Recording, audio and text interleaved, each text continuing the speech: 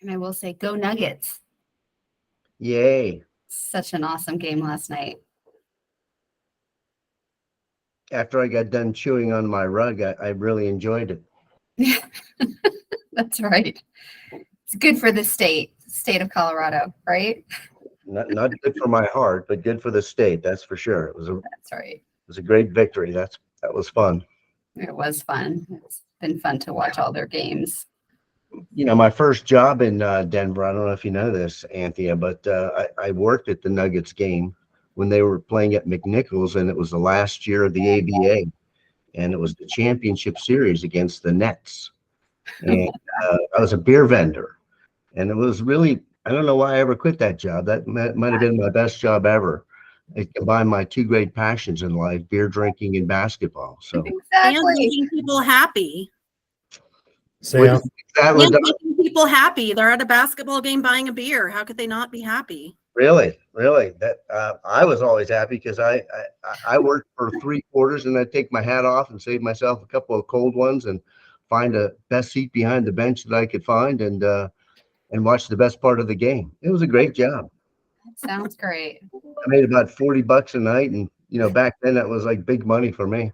Yeah, you could actually buy something with those dollars back then. Sam, I did the same thing for the Avalanche. I was part of the game night staff back in the old days, and I know why I didn't do it for a living, because it was only $40 a night. But you got to see some great hockey, right? Right, for 80 nights a year. And my wife told me that I needed to stop. Yeah, right. Those are great jobs.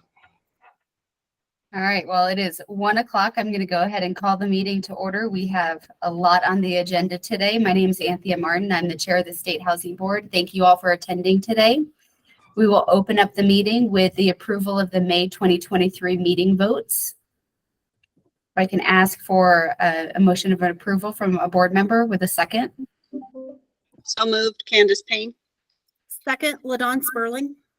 Thank you, Candace and LaDon. All those in favor? Aye. Aye.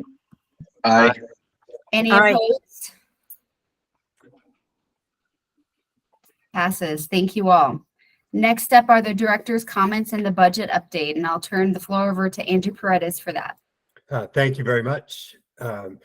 Allison is out on vacation this week, so I am pinch hitting for her. A few items to update for you. We sent out an updated spreadsheet detailing all of the awards and recommended awards for the Transformational Affordable Housing Grant, or what we refer to as TAG. So you all will see that. Once this meeting is concluded, we'll update that again and send that back out with final approved amounts. But in general, the TAG is coming along nicely. For House Bill 22-1304, out of a pool of about $129 million. Before today, we've awarded approximately $59 million. Today's packet includes another 20 or so million for consideration. So after today, that might bring us up to $78 to $80 million. We have $30 million of anticipated homelessness-related applications to come in July. So that really does kind of put us down to, the last remaining $10 to $15 million that we look forward to recommending here in the next meeting or two. So staff has worked really hard to get us to this point, and we're very excited to be able to roll out these TAG House Bill 22-1304 grants here with grant agreements and contracts this summer and into the fall.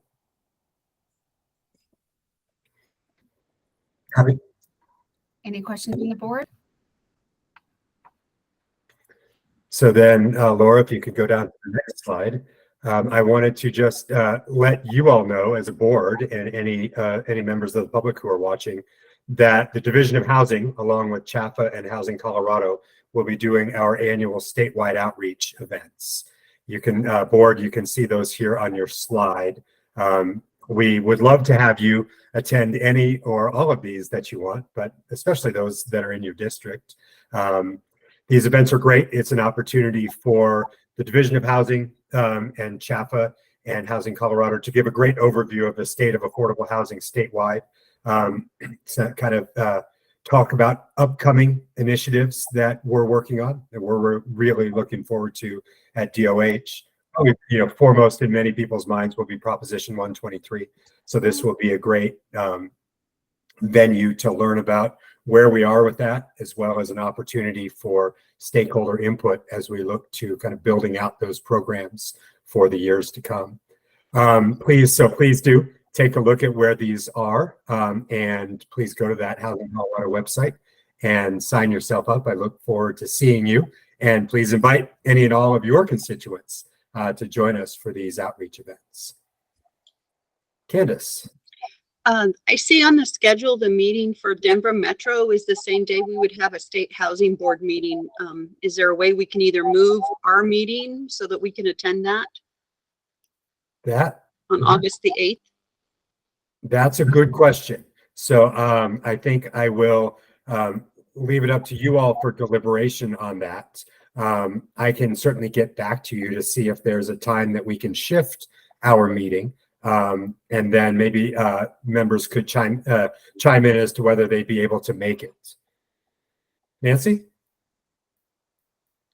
Thank you. I'm wondering, I had the same question there, but I'm wondering, do we need to attend? It's from 9 to 3? That's kind of a long day. Is the intention that it's important to be there for the whole day, or could we go there maybe for the morning and then find a place to go online for the housing board meeting? That is a good observation as well. I would say that generally speaking, and we haven't posted formats for these, but generally speaking, the morning are kind of informational, sessions about what each of the organizations have done and are looking forward to doing. And then there's a lunch break followed by kind of more interactive table conversations with local groups and stakeholders. So, to the extent these are great and important events, both ends of the spectrum go hand in hand. But if you wouldn't mind, because I do appreciate you all highlighting this, let me see if I can get my hands on the format, and then I will send it to the board so that you as a board can decide, if we should carry on with this meeting as scheduled and find another of these to attend, or if we want to change the board schedule around. We certainly have plenty of time to do that and give proper notice. So I really want to put that in your court. If I could do a follow-up, it doesn't say exactly where it says Lakewood. Will there be a follow-up email or something with more specific? Yep. And if you go to the registration website linked here at housingcolorado.org, it gives you the exact locations. Okay, doke. Thank you very much, Andrew. And LaDawn. I was just going to say, if we decide to go to part of the event on the 8th and then need to log into the housing board meeting, everyone is welcome to participate at my office at Alameda and Garrison. It'll probably just be right down the street from where this meeting is held. Great. Appreciate that. I'll get details on the agenda and then let you all decide how you'd like to proceed. Andrew, when you do that, can you include LaDawn's address on that email so that we have it? Because I think that's a great invitation, LaDawn. Yep. Appreciate it. LaDawn, if you wouldn't mind emailing that to me, and Laura Kane as well, that would be great. And that's really all I have for you all today in terms of updates. I know we have a packed agenda. Appreciate that, Andrew. Thank you for those updates and for following up with us on that information. From last meeting, we have a little bit of leftover business, the DHA Flow Senior deal. We did have approval for it, but we did not have a quorum. So I'd like to ask that we bring that deal up again for a vote, if we can get a motion for approval on it so we can ratify the vote. Nancy? I move approval. Thank you. This is Monique Terpstra. I second that. Great. Thank you, Nancy and Monique. All those in favor? Aye. Aye. Any opposed? Anthea, I need to, Abstain. abstain from that one. Thank you. I apologize. I should have asked that up front. I do recall that from last time. Okay, so we have James abstaining and then everyone else approved. So thank you for ratifying that vote. Next up on the agenda is the HCTC State Housing Board memo presented by Breanne Vales. Hi, thank you. Yeah, my name is Breanne Vales, and I'm the manager for the new Colorado Homeless Contribution Income Tax Credit, or HCTC for short. This new tax credit launched on January 1st of 2023, and we are asked by statute to present an annual review to the State Housing Board. And so I wanted to take a few minutes to share about this exciting new program and give a status update for the year. There is a memo included in the board packet if you'd like to take a look there. I will briefly review the information in that memo. So an overview and background, HCTC is administered by the Office of Homeless Initiatives in the Division of Housing, and it was created by House Bill 22-1083 and provides a tax credit to Colorado state taxpayers that contribute to eligible homelessness-related projects within Colorado. And the tax credit is really meant to foster civic engagement with the nonprofit community and incentivize fundraising for these homelessness-related projects. The tax credit itself equals 25% of a donation toward an approved project located in a non-rural county, and then 30% of the donation would be a tax credit if the project is located in a rural county. As of this 2023 tax year, HCTC replaces a portion of an existing income tax credit through the enterprise zones for those homelessness-related projects. And so this new homeless contribution tax credit is actually available in the entire state, not limited to specific enterprise zones, and is also available for a broader range of homelessness response activities. So both good things there. Current status as of June 2nd, 2023, over 2.1 million in contributions have been certified for credits thus far, with a total of 879 contributions for the 2023 tax year. It is estimated that taxpayers will contribute 20 to 25 million for the full 2023 tax year, and we do expect a large influx of contributions in the second half of the year. We've been getting our Salesforce database up and running to be launched this month, and a lot of the organizations plan to submit their contributions after that point. So far, 69 organizations have been approved for HCTC with a total of 93 projects, and an active list of organizations and projects is posted on the HCTC website. And I did include some annual program deadlines in the memo.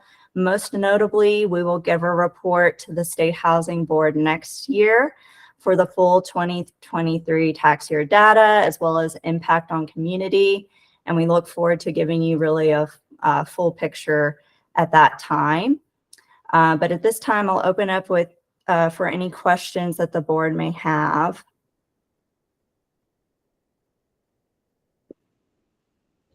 Yes, Sam?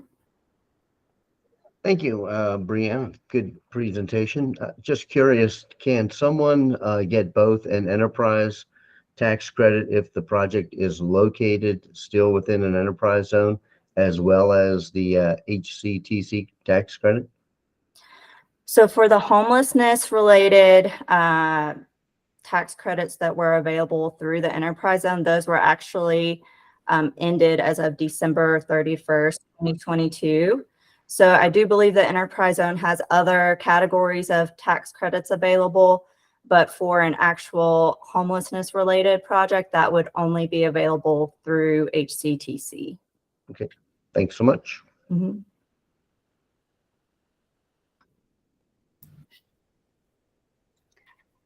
Thank you, Brianne. I'm curious, could a taxpayer be eligible as an investor on a permanent supportive housing transaction? Is that considered a donation or is that a conflict because it's an investment? I would lean towards, I don't think so. There are capital campaign projects that are included. And then there are also operational service projects that are included. So the projects either support direct services to individuals and families experiencing homelessness, or capital campaign for a building to provide those services. Got it. Great. Thank you. Okay, we are going to move on to the project application review. Before we get into the projects, because we have so many deals to review, if you notice, each of these applications has 5 minutes allocated. For anyone who's been here before, 5 minutes may not be enough time for some of them since we do get into discussion. So the way that we are going to constrain the time here is the presenters are going to be the Devos. So the Devos will have 2 minutes to present the deal. I will have a timer. So if you go over that 2 minutes, I'll just raise my hand or maybe raise the hand on Google Meet. So you see that notification that your time is up, and I ask that you respect that. We are going to do the same thing on the State Housing Board Q&A section. So we will also allow 2 minutes for that. After we're through with all the deals, if anyone has any burning desires left on any of the deals, if you feel like you didn't get any questions asked that were really critical, we will have 5 minutes allocated then to go through those questions. So this is not something we're going to do going forward unless we have this many applications. But due to this unique situation, it's what we're going to do for today. So hopefully everyone's on board and we're ready to start the timer. So we will start with the Ketcher Townhomes, and presenting is Natalie Woke. Thank you. Ketcher Townhomes will be a 54-unit, permanently affordable for-sale development in Fort Collins for households who make less than 70% of AMI. This project is a partnership between the City of Fort Collins, TWG Development, Housing Catalyst, and Elevation Community Land Trust, or ECLT. Units will be delivered in the fall of this year. TWG and Housing Catalyst are developing the project, and ECLT will buy the units upon completion. ECLT will maintain ownership of the underlying land and will ensure long-term affordability and owner occupancy using a 99-year renewable land lease. Staff is recommending full funding in the form of an HDG grant. With that, I'd like to invite questions from the board for Steph Kafanchi and Robin Hickey of ECLT. Thank you, Natalie. Nancy, I see your hand raised. Yeah, sorry, I do ask lots of questions. I'm just wondering, and I'm sorry, I have no excuse, but I didn't get a chance to read the packet carefully. How are people qualified for these units? This is a really excellent deal, and I'm sure there will be lines of people wanting this opportunity. So how are they going to qualify people and screen folks? Thank you for that question. I'm Stefka with Elevation Community Land Trust, and we have 2 primary ways that folks are qualifying. So the first thing is, so all of it's done online. We have this great software program where people can go online to apply.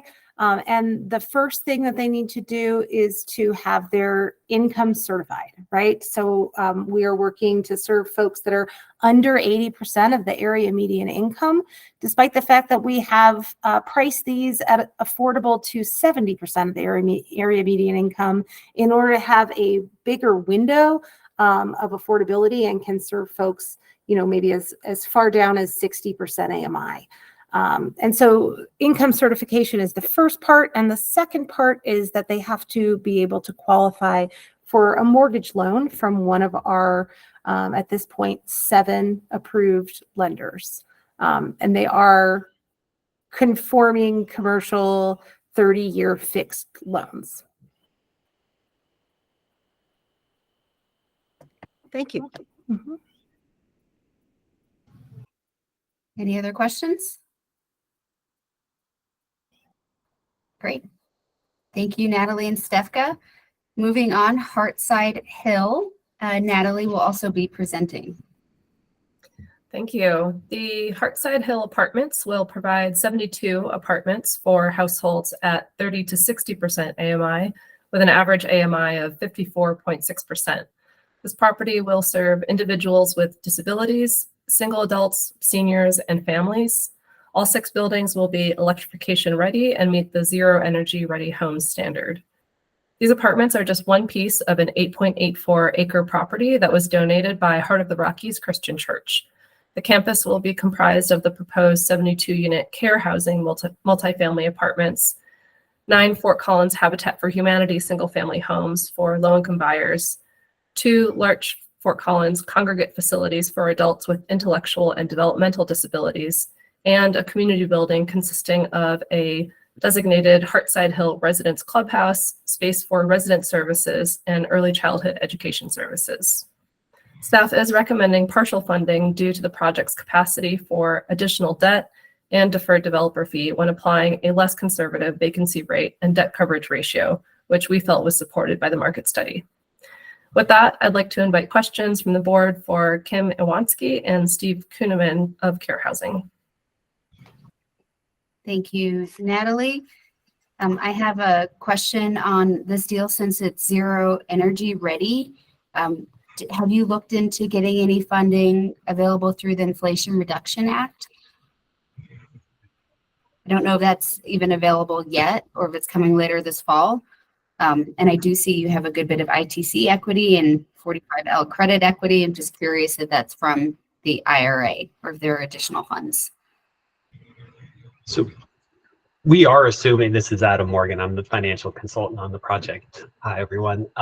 We are assuming those 45L credits, but beyond that, we're not. And it is, we do get a little a bonus credit there because we are doing prevailing wage. So we're able to take advantage of an even higher 45L credit, and our investors indicated willingness to take those. So, but in terms of the Inflationary Reduction Act, is that a separate, we don't have some separate funding included in there for that, but we would certainly. I think they're rolling out the IRA funding for zero energy deals at some point this year, and that's what the question was tied to. I didn't know if it was available yet, if you tapped into it, but since you don't know about it, Adam, my guess is that they're not out yet. I think you'd be on top of that. Thanks. Andrew, did you want to respond to the question? Yep, just quickly, it's my understanding that the Colorado Energy Office will be rolling out some of those energy efficiency programs fueled by the Inflation Reduction Act, this summer. So please do stay tuned for those. Great. Keep us tuned. Thanks. Sam? Yeah. Andrew. Thanks, Anthea. I like this project a lot. Got great respect for Care Housing and your partner, Housing Catalyst, in this deal. And I see that you've got like 16 housing vouchers committed from the Fort Collins or from the Housing Catalyst, the Fort Collins Housing Authority. And I just have this this voice in the back of my head, our previous chair, Tim Hudner, saying, why aren't we getting more 30% units when we're investing so much money? And this one's got a significant amount of state dollars going in, and then the 16 vouchers. And is there just not a need for targeting of 30% income families, or by nature of who's getting these vouchers, that that those units are essentially going to be filled with families that are at 30 and 40% AMI? I guess it's kind of an open question, both related to market and targeting.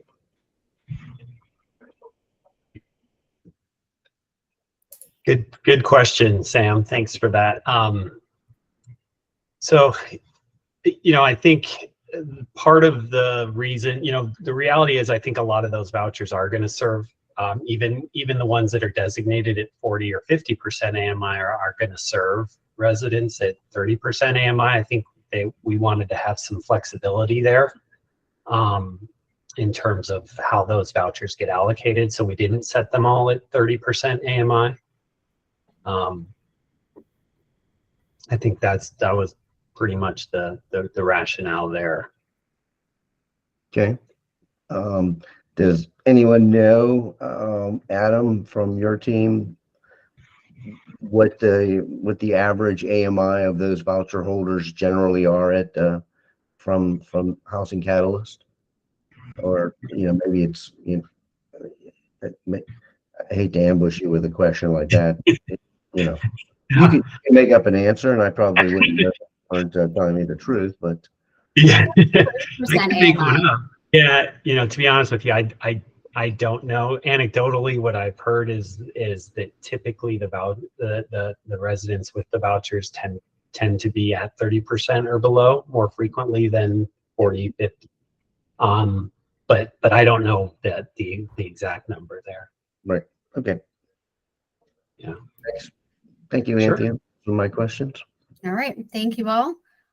Moving on to Robinson Place SFR, and presenting is Pamela Gibson. And when time is up, rather than raising my hand, I'm gonna do some sort of, maybe I'll do a thumbs down so you all know. Thanks. Sounds good. I'm pleased to present Archway Community's request for supplemental funding for Robinson Place in Lakewood. The 67-unit development will provide housing and services to seniors earning up to 60% of area median income, with 15 units reserved for senior veterans in partnership with Veterans Affairs. The majority of the financing gap resulted from increased interest rates, which rose from 2.6% in 2021 to 6.93% today. This financing gap was exacerbated by scheduled delays due to a 2-month holdup in lead times for elevators and switchgear. Archway also faced scheduled delays and increased hard and soft costs for unexpectedly hitting groundwater during construction. They've been working hard to control all project costs since their initial application to DOH by negotiating financing terms and better tax credit pricing and deferring more developer fee. While they are approaching lease up, the project conversion date will be delayed. Here with us today to answer your questions is Julie Stern, Brandon Buse, and Shana Mackett. Thank you, Pamela. Any questions from the board? Why did the cost of acquisition go up $300,000? Hi, I'm Julie Stern, Director of Real Estate with Archway Communities. The comparison that the board is looking at is the comparison between the application that we submitted in the lead up to our financial closing and what the project looked like today. That change represents carrying costs on the land related to a bridge loan that Archway was carrying that we had not initially penciled into the acquisition costs, but kind of cleaned up as we got up to closing. That makes sense. Thank you, Julie. Mhm. Any other questions from the board?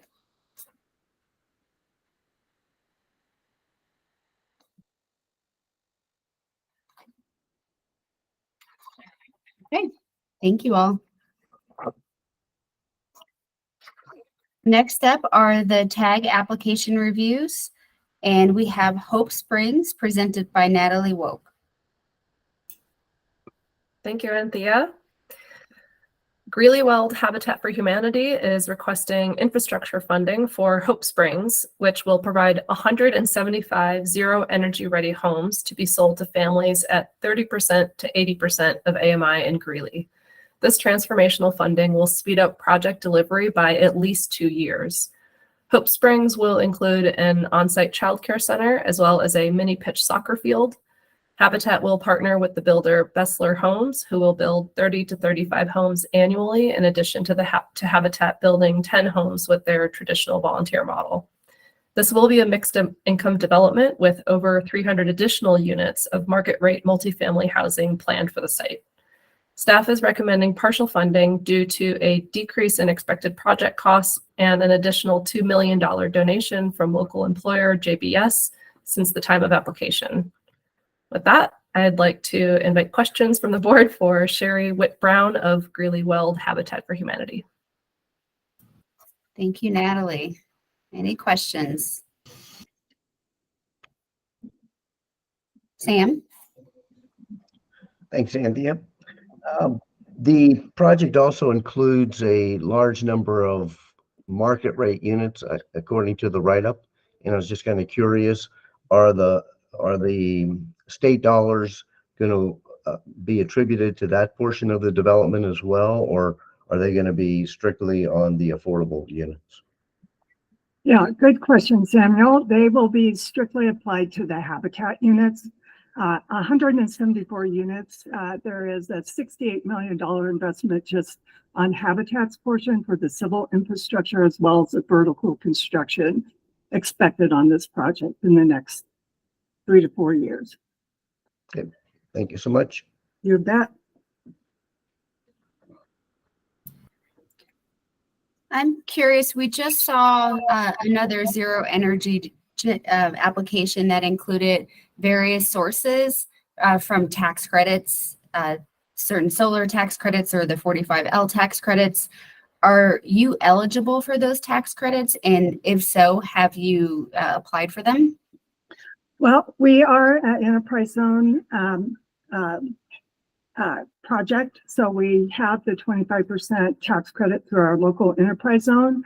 And yes, we will be looking at all available funding, including tax credit for energy improvements for this project. Okay, so your sources could potentially change then from what we're seeing. They could potentially, but again, we are already an enterprise zone project. So we do have tax credits available on this project. But yes, we will continue to source all additional funding for both the project as well as energy efficiencies.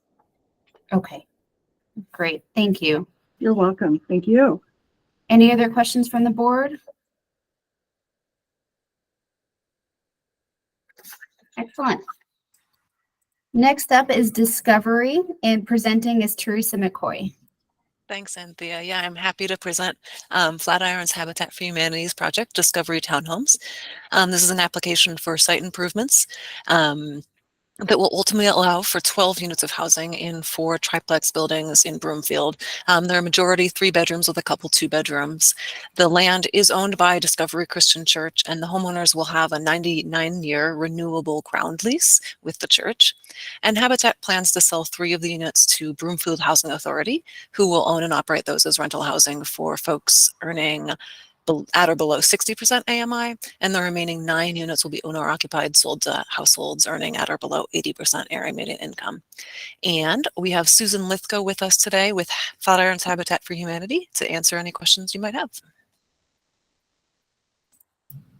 Thank you. Any questions from the board?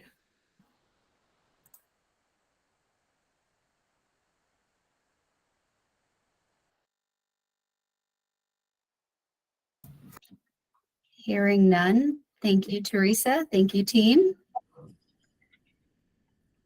We're doing really well on time. I almost feel like we're going too fast now. Village Court Apartments expansion. Shirley Diaz will be presenting. Good afternoon. I'm pleased to present this project. It is phase 4 of Village Court Apartments, and the Mountain Village Housing Authority has applied for 1 of 2 buildings that are going to be constructed. It is 21 units, 1 and 2 bedroom units, and they will be serving, sorry, I wrote a note about it, up from 100 to 140% AMI. This is a rural resort community, and some of the strengths of the project are that they are going to house about 14% of the town of Mountain Village population with this project. They also have a DCR that begins very low, that debt service coverage ratio. It starts low, but then increases as soon as the deferred developer fee is paid off. And then these rents are higher than what VCA currently rents to. There was one weakness noted, and that is with change of staff, they had some compliance issues, and that is already fixes are already being worked on for that. And for questions today are Paul Weiser and Elizabeth Lemley with the Town of Mountain Village. Thank you, Shirley. Any questions from the board?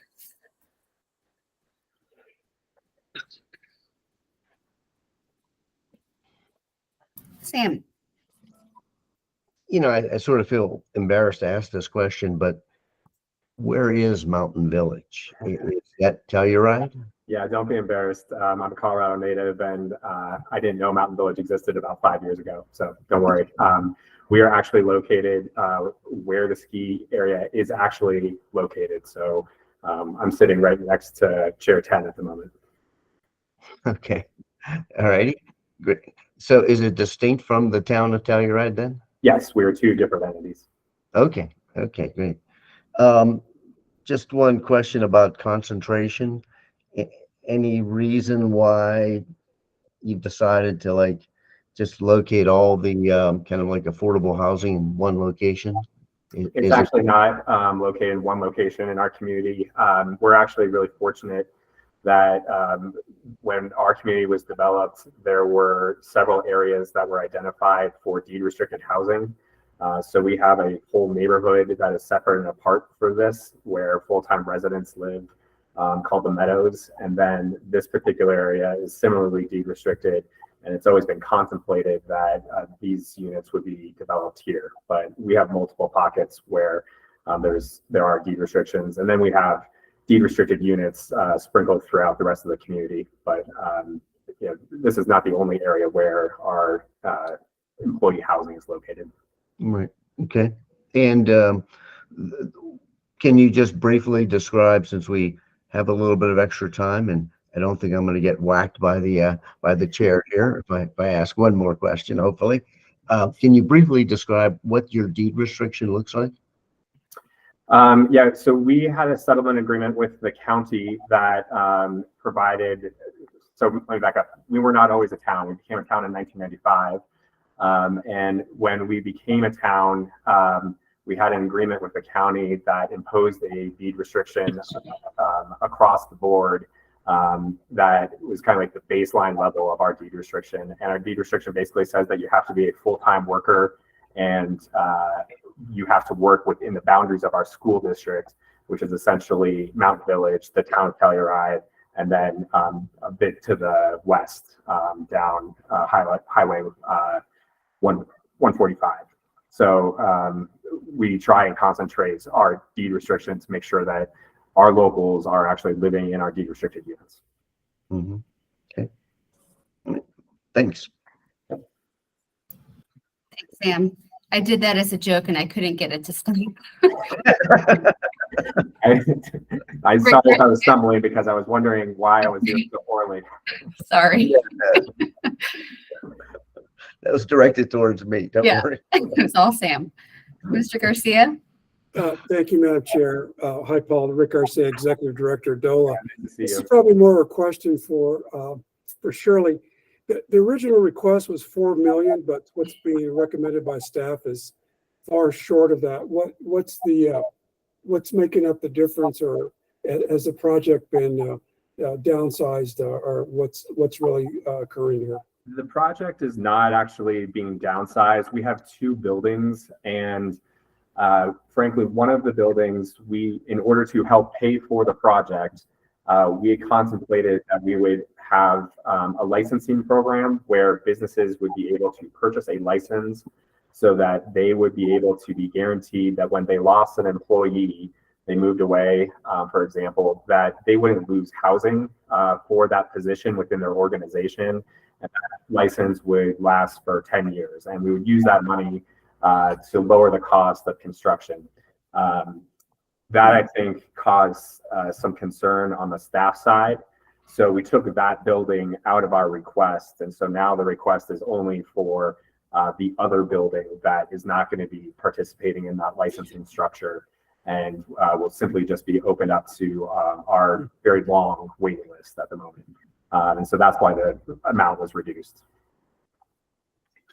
Helpful to know that. Thank you. Shirley, did you have a comment to add on to that question? Yes, I just wanted to let Rick know that there were discussions with the Town of Mountain Village prior to this production to ensure that the project would still move forward. And they had a plan for making up the gap between their $4 million request and our recommended funding. Okay, thank you, Shirley. Nancy?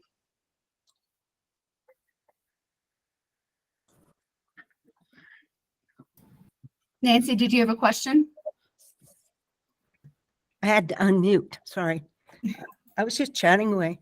One of these days I'll learn. I'm a Colorado native. I also didn't know the name of this town.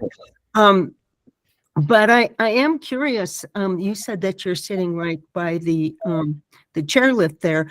I'm wondering, do folks live in this area the year round? If this is basically employee housing, are folks there year round, or are they seasonal workers? No, so one of the requirements of the deed restriction is that it is your primary residence and that you live there full time. And in fact, we've clarified our housing guidelines for VCA to make sure that people aren't using it as their 6-month home. So everyone who's living there is living there full time. Now, I certainly acknowledge that we do have shoulder seasons, and so it's not unusual for some of our employees to go away for 2 weeks in April and 2 weeks in October, but this is their full-time home.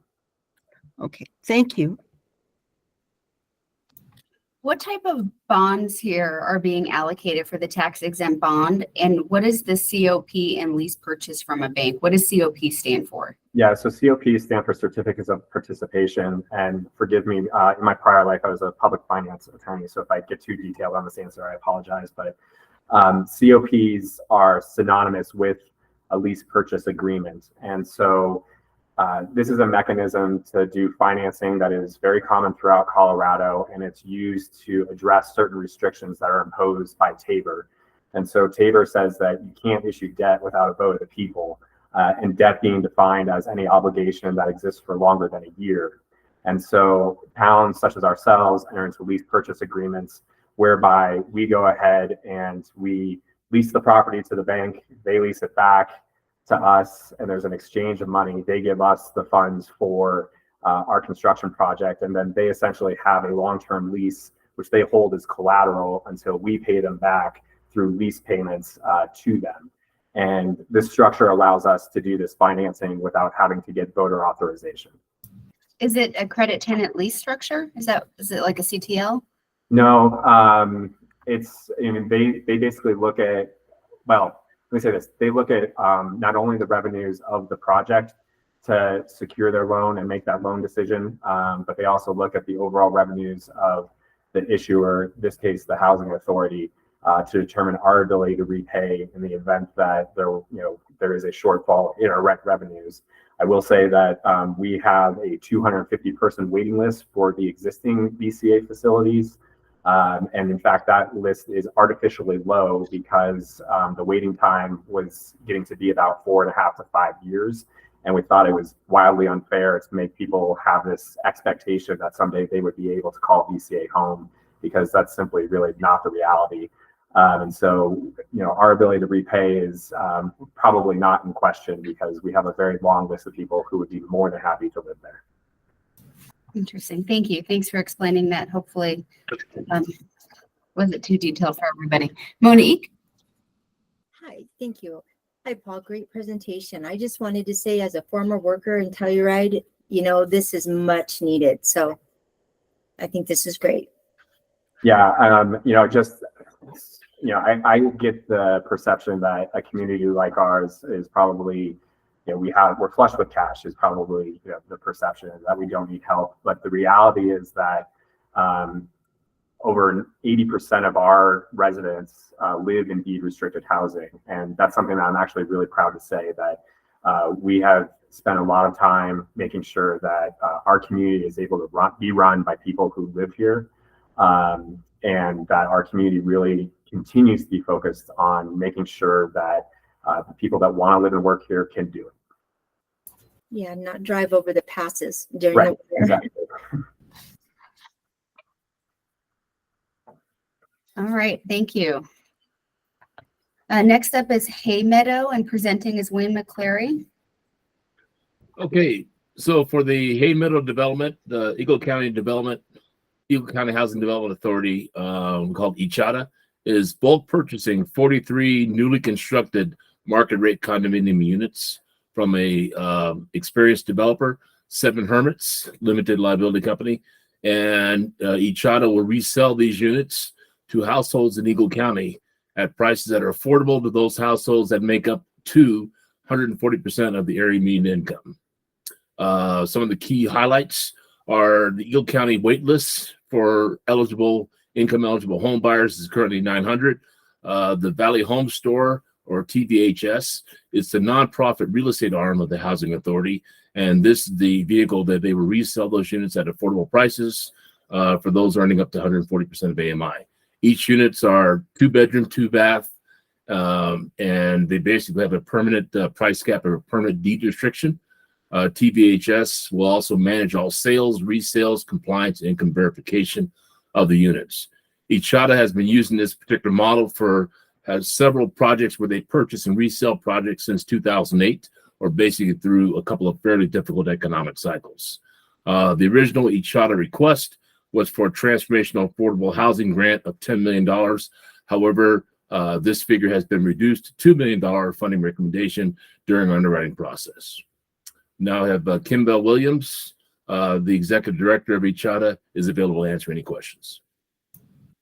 Thank you, Wayne. Any questions from the board?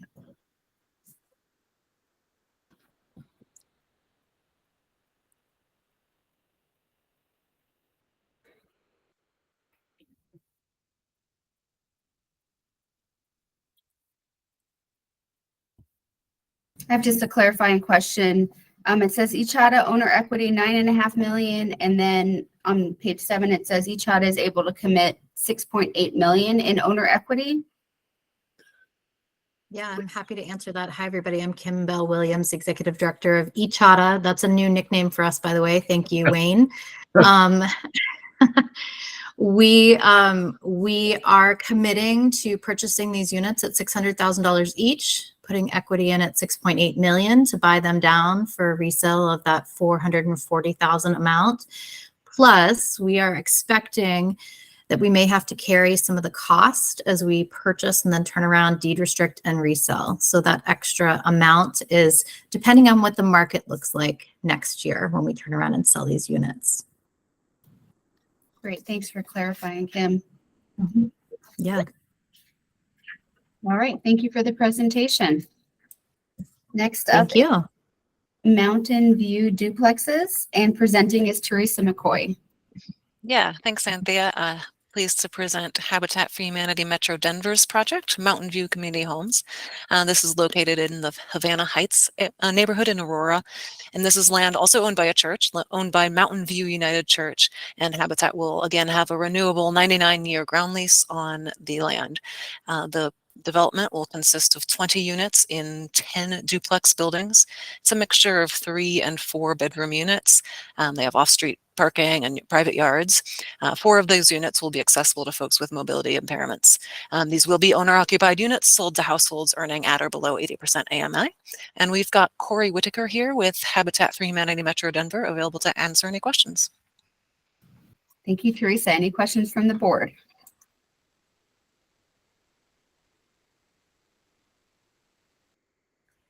If I could just make a comment. I live in Aurora, and something like this is really, really badly needed. So it's exciting to see this. It looks like a great project.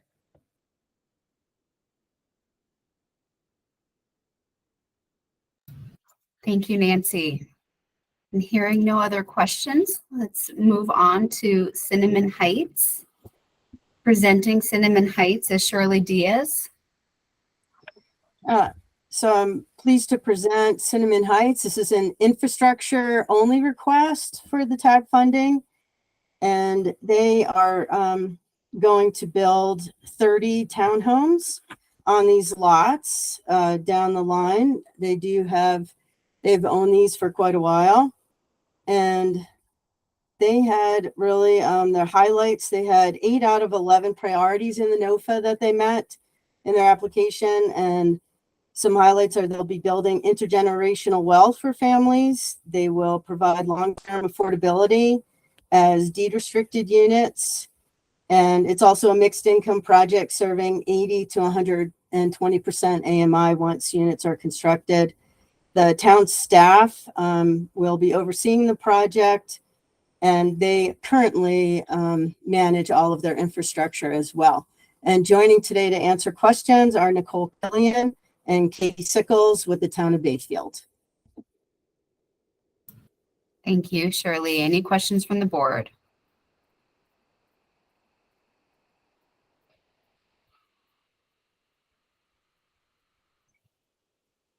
Okay. Thank you for the presentation. Next up is CMC Ichata Attainable Housing Colorado Mountain College, and presenting is Fallon Miller. Thanks, Anthea. So the CMC Ichata, new to me too. I've been working with these folks for quite some time and have yet to hear that one, so I like it. This project is going to be 36 new units, all serving 100% AMI or below in Eagle County, located in Edwards, Colorado. The partnership between two governing agencies is really great to see with this one. That's one of their main priority sticking points. And then CMC has committed to addressing the problem of extreme housing scarcity across Colorado. So they have detailed experience, as well does Eagle County Housing Development Authority, or Ichata. CMC and Ichata received a term sheet from First Bank for hard debt on this project. And CMC is also donating the land. The market demand, really, if you had time to read through the packet, these units are needed. There's a 1,900 unit gap for between 100% AMI and 160% AMI, and a 2,100 unit gap for 60% or lower. So we're right in the middle of those two. So I have no doubt that these units are needed. In addition, the project's placement serves one of the most diverse populations in the Mountain West. And this is an all-electric building design as well, which focuses on energy efficiency. And with us today to answer any questions are Mary Boyd, Marjorie Lear, and Kimbell Williams. Thank you, Fallon. Any questions from the board? LaDon. More of just a comment. I just want to say quickly, I love the collaboration on this one.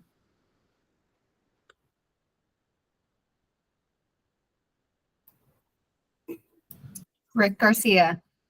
Thank you, Madam Chair. Hi, Rick Garcia, Executive Director of DOLA. Just a quick question. I agree the collaboration is really exciting. What is the potential plan for the outreach or marketing to residents that will actually occupy these units? Since the college has a stake in it, and obviously the community does as well. I'm sure there are other public employees in the region that need this kind of housing. How is that going to be addressed in terms of the marketing outreach? I'm happy to jump in, Fallon, unless anybody else wants to answer that. I feel like that's going to fall in my bucket.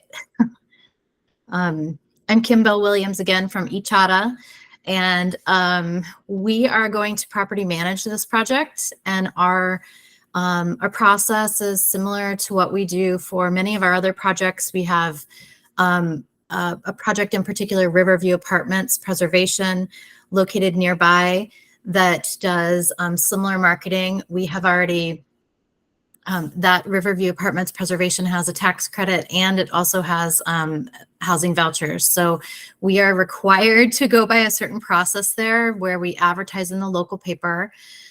We are going to set up a similar process. We've already started an information website where we're collecting names of people who are interested. It's pretty common that we have, at least a dozen people on a wait list for every unit.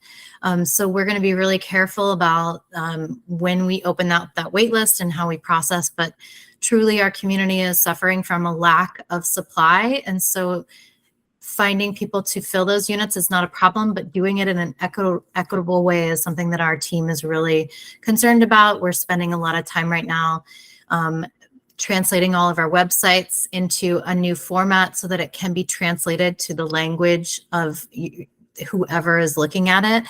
And so we're putting a lot of effort into those kind of diverse, equitable avenues for people to get this information at the moment. We would expect that when we start that wait list or that lease up list, that we would have on our team. We have a very diverse team. We have not only 3 native language spoken within our staff, but we also have translation resources. So just thinking about all the different ways we can reach our community is something that we care very much about and we're focused on. Great. Thank you, Kim. My question, I guess, it relates more to, is there a plan to do set-asides for the participating partners and their interest in creating this project? So this is building 3 of 3, and the set-asides, if you will be in building 1. That is the building that Colorado Mountain College is building for their faculty, staff, and students. And then building 2 is the building that the Housing Authority is building, and there will be some set-asides in that building for employees of Eagle County government. But building 3 will not have any set-asides because this will just be for the general public. Thank you. Very helpful. Rick, I will chime in a little bit. There will be a preference given on a percentage basis based off the amount of funds into the project. So thank you. All but state funds will have a preference point. So I believe that was 5 of our units will not have a preference. The remaining 31 will have a preference for Eagle County employees and CMC staff, students, and faculty. Yep.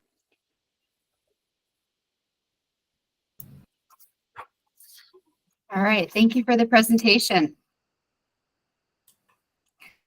Next up is the Theodora Family Hotel, and presenting is Demetra English.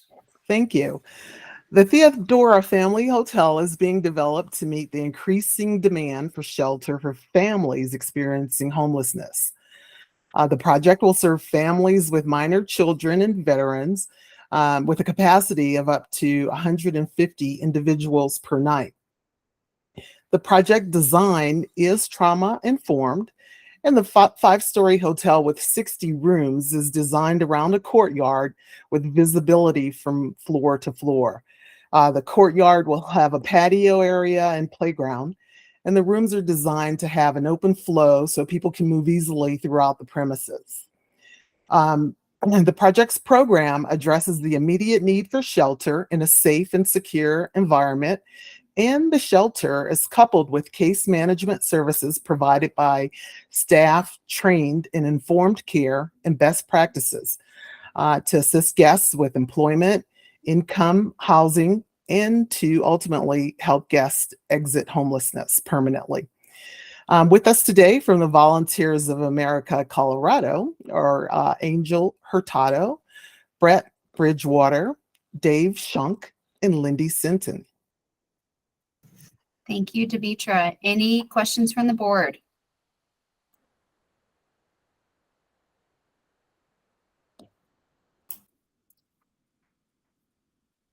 Sam. Just one quick question. The individual units, will they have a kitchen?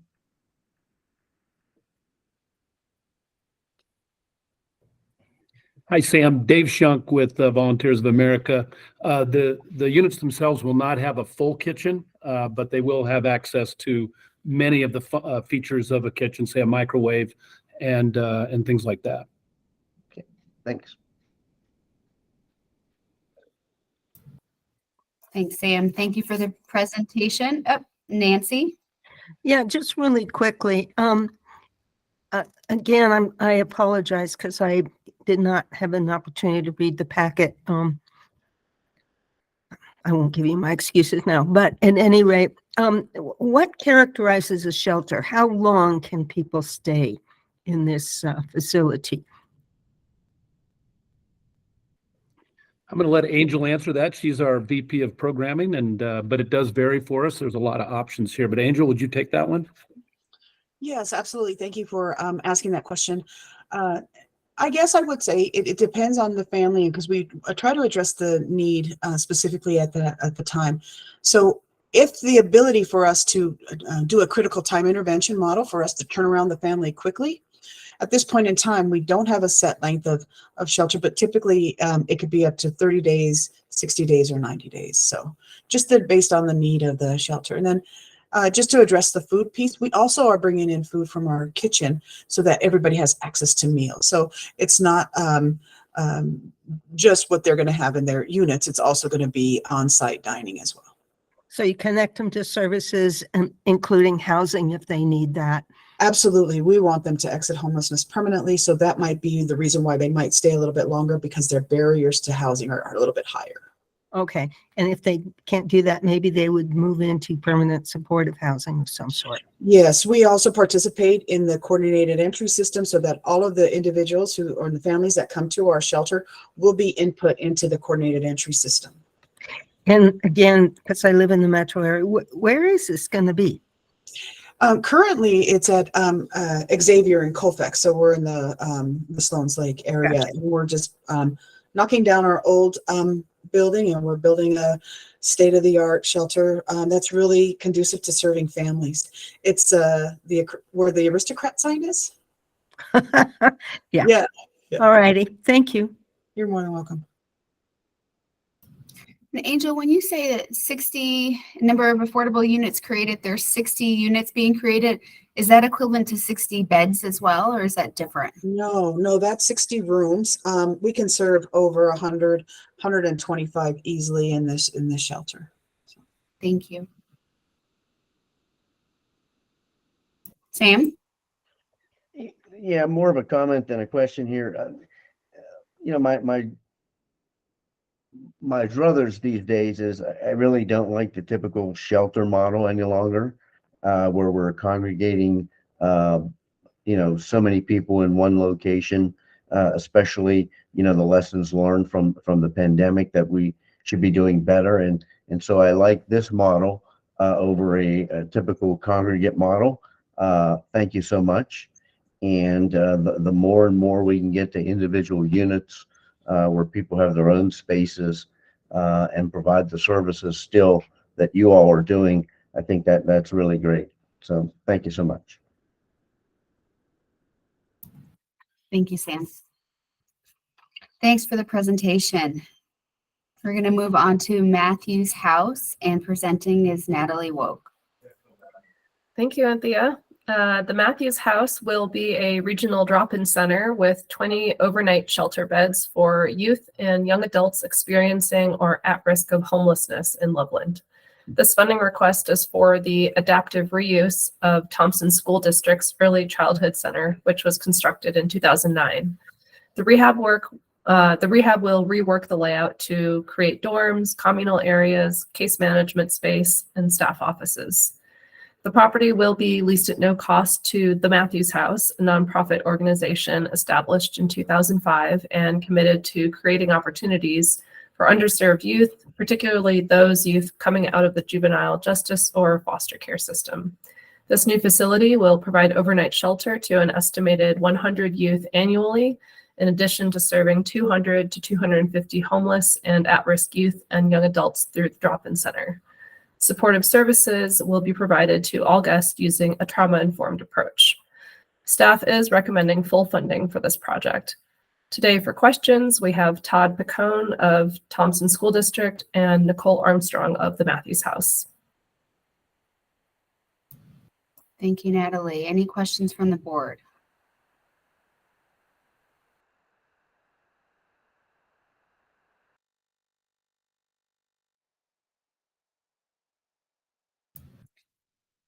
So the last few presentations did not print on my printer. I apologize. Like Nancy, I did not read this one in detail, but I'm questioning the $3.7 million funding amount with 20 shelter beds. Per unit, that seems really high, and I would guess way above the normal thresholds for shelters. Can somebody speak to that?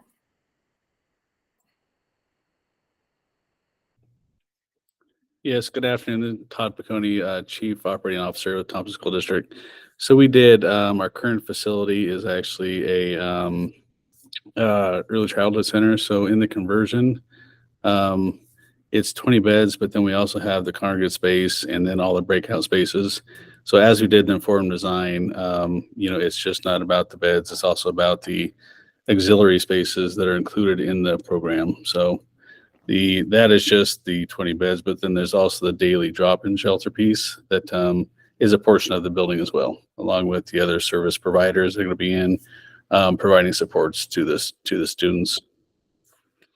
And so Todd, you can then serve more than 20 people on a daily basis, right? What is the maximum amount of people you can serve in those spaces? Correct. The initial design, this is one of the first use shelters being developed in this area. So the initial design has 20 beds with expansion opportunity already included, up to, bunk beds in the room, which is then up to 40 to 60 overnight. And then the drop-in space, I won't say unlimited, but then, so there's two aspects. There's the overnight, then the drop-in space. The drop-in space, I would say, is more towards the 30-ish to 35-ish that can actually drop into the center. Andrew? Thank you. I'll just offer that, this opportunity to fund this type of, I'll call it a mixed-use shelter, but, not kind of the traditional permanent supportive housing or affordable housing that we are used to seeing, is unique to House Bills 1304 and 1377. So it's tough sometimes for us to kind of underwrite these and compare these using our traditional, cost per square foot, cost per unit, when the model is really different. So certainly a good question, and I appreciate Todd's highlighting all of the other aspects of this property in addition to those shelter beds. Thanks for that, Andrew. That's helpful.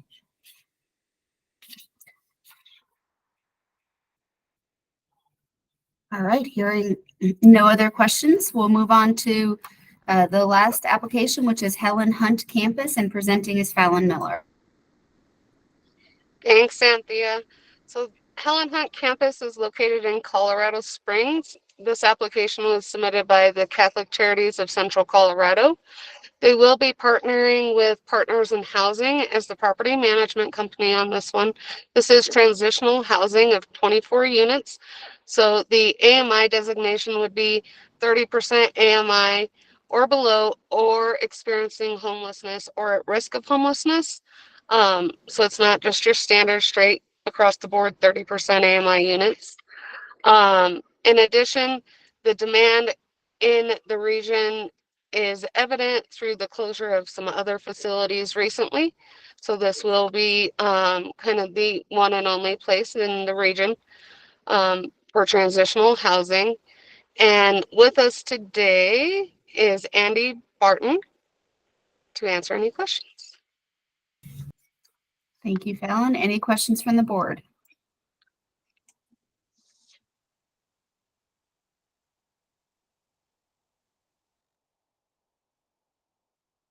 Okay, hearing none. Thank you all for the presentations and for keeping the comments to a minimum.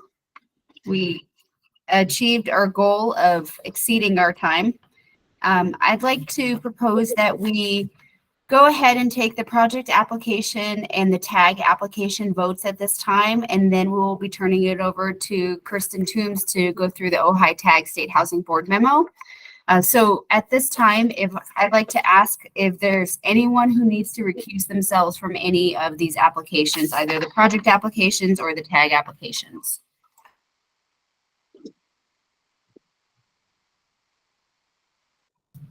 Okay, hearing none, if we could please have someone, can't think of the word right now. Can we have someone please bring forth to a vote of approval on all of the projects and all of the tag applications? I'm not going to go through all the names today. This is Madam LaDawn. Chair. Oh, go ahead, Candace. Nope, you go. You started. This is LaDawn. I make a motion to approve the projects as presented. Candace would second that motion by LaDawn. Thank you, LaDawn and Candace. All those in favor? Aye. Aye. Any opposed?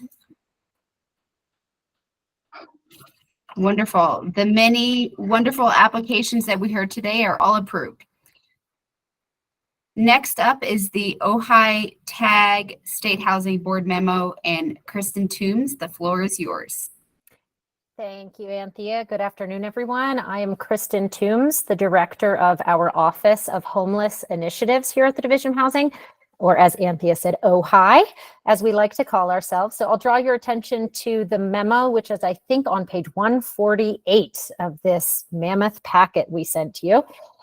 So what basically this is that we are presenting to you today is that the last three projects you just heard are related to serving people experiencing homelessness. And when a project has that aim to serve that population, the Office of Homeless Initiatives reviews that application in conjunction with the Office of Housing Finance and Sustainability, so that we are comprehensively reviewing these projects from both a feasibility perspective, sustainability perspective, all of those priorities, but also from a best practices perspective. I'm thinking of Sam's comment about looking at best practices and lessons learned over the years, and particularly through the pandemic. So that's exactly what we dig into. Two of those projects also asked for additional funds in addition to the gap funding you all just approved. And so this memo will outline our recommendations from the Office of Homeless Initiatives for those additional programming and operating funds. So just to draw your attention, to give a little more background, and then I will share those specific requests and happy to answer any questions. And we are bringing this for your approval of those specific Ojai funding recommendations. So in addition to the TAG NOFA, as we keep saying today, and I think you all are familiar with, we also have the Transformational Homelessness Response NOFA. And so that one is also providing funds from 1377 and 1304, just like TAG. Where it is different is that it is for the operating costs.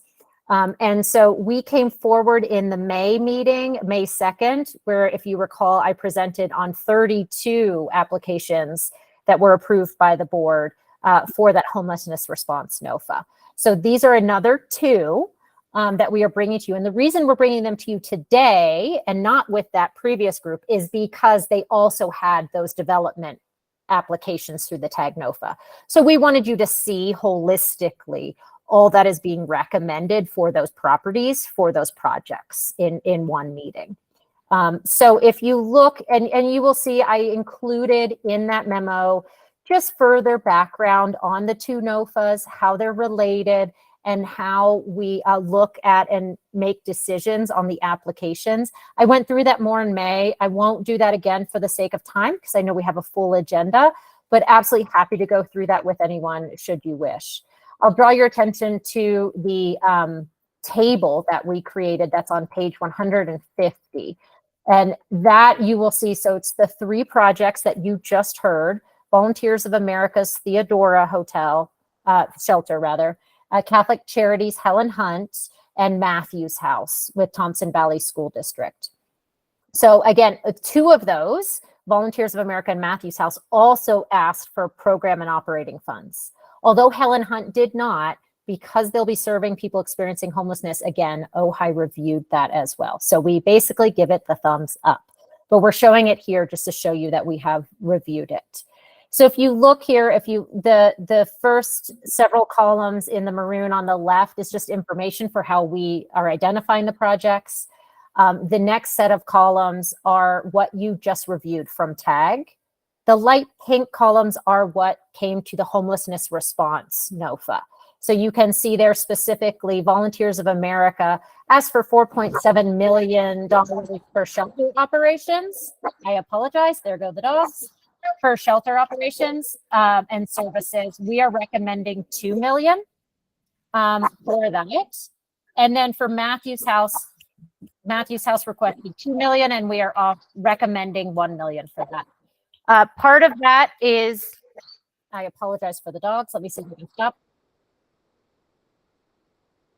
And happy to go through the recommendations for that, for the reduction. Just as a reminder, as we shared in May last time, that we did receive well over the amount of asks that we have funding availability. So part of what we are trying to do is make sure we can give projects resources as much as possible, while also looking at where we can reduce from the initial ask, so that we can fund as many projects as possible. So we at OHI believe these are transformational projects. We are excited to have the Division of Housing support them through this, and request recommendations for the board to support providing additional funding to Volunteers of America and Matthews House for the additional operating costs in conjunction with the development fund that you just approved.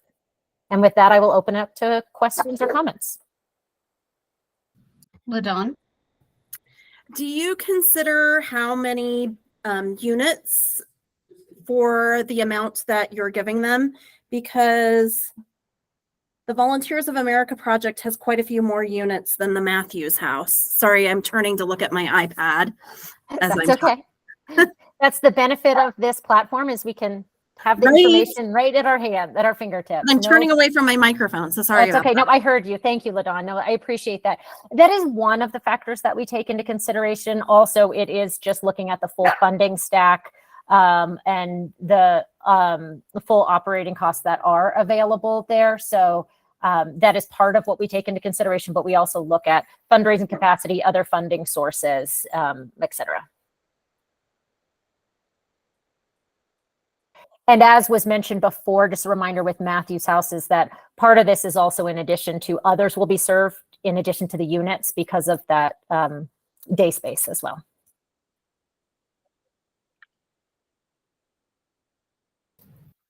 Mr. Garcia? Thank you, Madam Chair. Hi, Christian.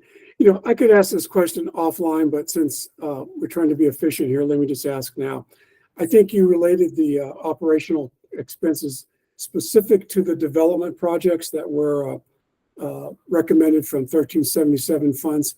So would these operation support dollars tie to the time that those projects actually begin, the development is completed, and the project's online and it's operating?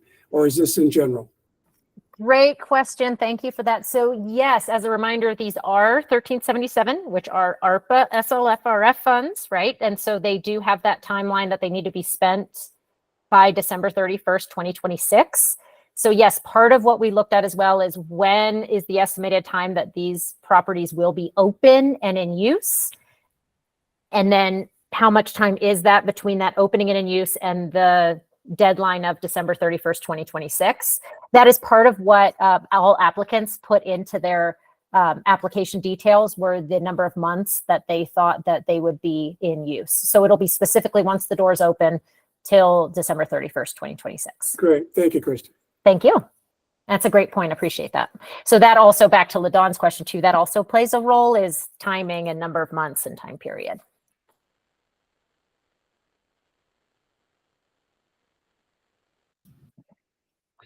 Kristen, what type of approval do you need from us? So we need approval to provide the awards of the homelessness response. So you see there the $2 million to VOA Theodora and the $1 million to Matthews House. So that $3 million total for the shelter operations and services. Great. And again, the reason we did this now instead of the 31 in May is because we knew the gap part, the development part of the request for those projects was coming to you in this meeting. So we wanted to show it holistically together. No, that makes sense. Thank you. I'd like to request that one of the board members bring up for approval the total $3 million so that we can vote on it. Sam? Make a motion to approve. Second. Thank you, Sam and LaDawn. Does anyone have to recuse themselves? Okay, all those in favor? Aye. Aye. Aye. Any opposed? Great. Thank you all. Again, thank you everyone for staying ahead of schedule today. This was a packed agenda and I think we rocked it, kind of like how the Nuggets did last night. So thank you all. We will see you all in 2 weeks and have a great week. Thanks, Anthea. Great job running the meeting, keeping us on track. Thank you. Goodbye. Bye.